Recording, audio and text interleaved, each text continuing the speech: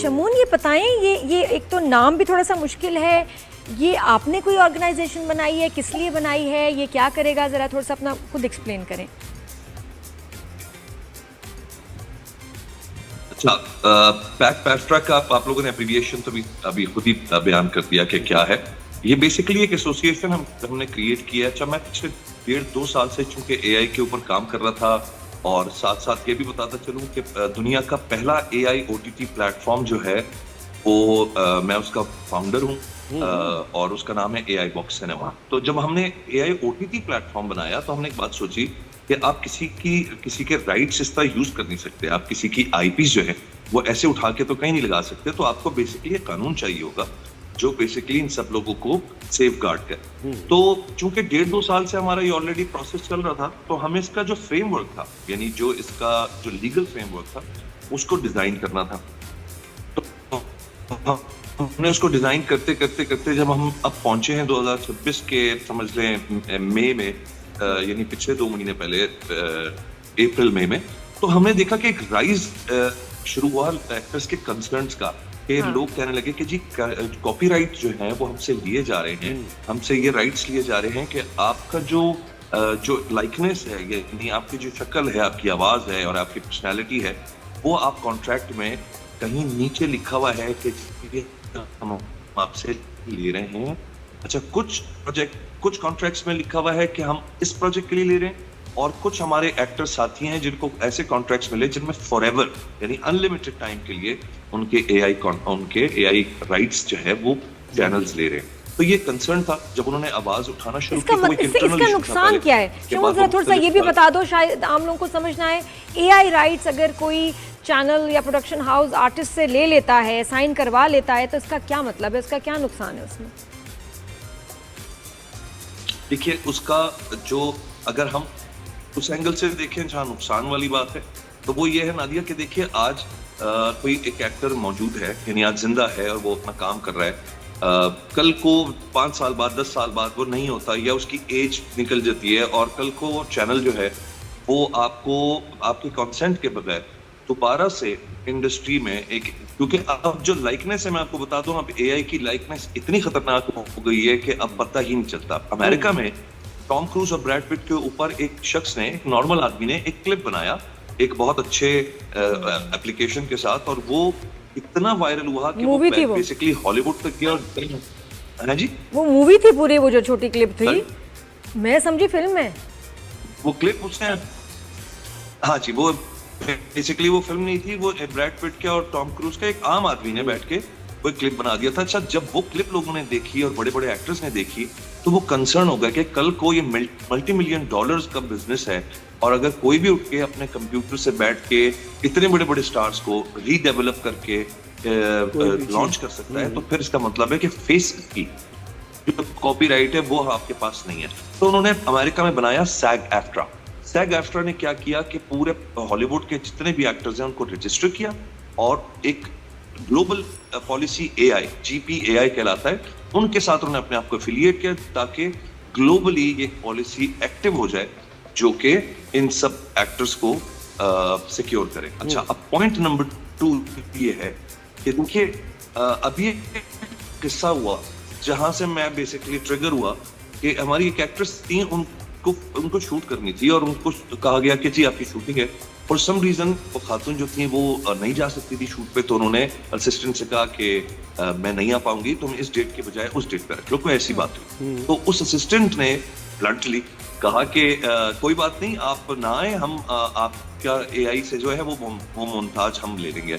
अब बात एक मोन्ताज से शुरू होती है।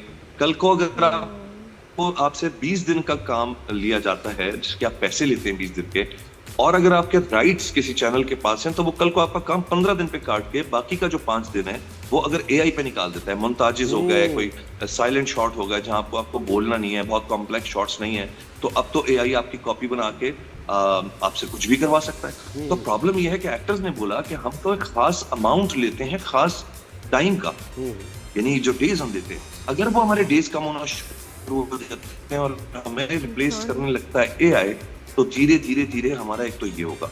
दूसरा सबसे बड़ा प्रॉब्लम आपकी इन्फ्लुएंसिंग मार्केट जो है इंस्टाग्राम की, फेसबुक की, वो बहुत बड़ी है।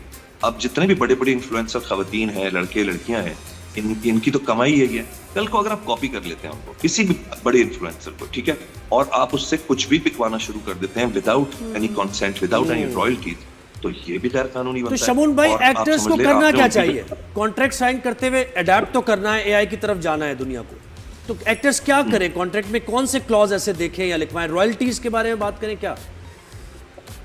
देखिए, अब जो फिलहाल जो सिलसिला अभी हमने शुरू किया हुआ है पैक पैक्ट्रा के अंदर में, वो ये है कि हमने सबसे पहले तो सेनेट की तरफ इस कानून को भेज दिया है। ये लीगल फ्रेमवर्क बन चुका है और गवर्नमेंट ऑफ पंजाब और गवर्नमेंट ऑफ पाकिस्तान इस वक्त बेसिकली इसे एक फेडरल जो है वो कानून बनाने की तरफ जा रही है, ठीक है। हाँ। और इसको प्रॉपरली एक जब इसकी इम्प्लीमेंट हो जाएगी तो ये पूरे पाकिस्तान के एक्टर्स, वॉइस ओवर एक्टर्स और मॉडल्स, इन सब के लिए एक कानून लागू हो जाएगा। तो ऑटोमेटिकली जो कॉन्ट्रैक्ट्स हैं उनमें से ये चीज खत्म हो जाएगी। बिल्कुल, तो कोई अगर ये आप लिख सिलसिला के तो साइन शुरू भी करा देंगे तो उसकी कोई वैल्यू नहीं होगी।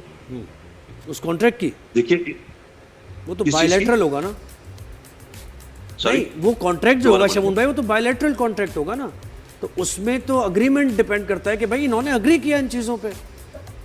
अगर देखिए जब एक कानून लागू हो जाता है तो फिर उस कानून के तहत आप वो क्लॉज डाल ही नहीं सकते। डाल ही आप नहीं समझ रहे हैं? जब तक डाल ही नहीं सकते। अब अगर कोई ऐसा प्रोजेक्ट है, मिसाल के तौर पे मुझसे कोई कहता है शमून भाई एक ऐसा प्रोजेक्ट है जिसमें हमने आपको जहाज से कूदता हुआ दिखाना है, पानी में डूबता हुआ दिखाना है, कोई धमाके हो रहे हैं, तो हमें आपका कंसेंट चाहिए, तो फिर आप बेसिकली उसमें उस क्लॉज को डालते हैं और उस क्लॉज की एक लिमिटेड टाइम होता है, उसका एक लिमिटेड प्रोजेक्ट का साइज होता है कि जी मैं इतने दिनों के लिए इस पर्टिकुलर प्रोजेक्ट के लिए एआई दे रहा हूँ।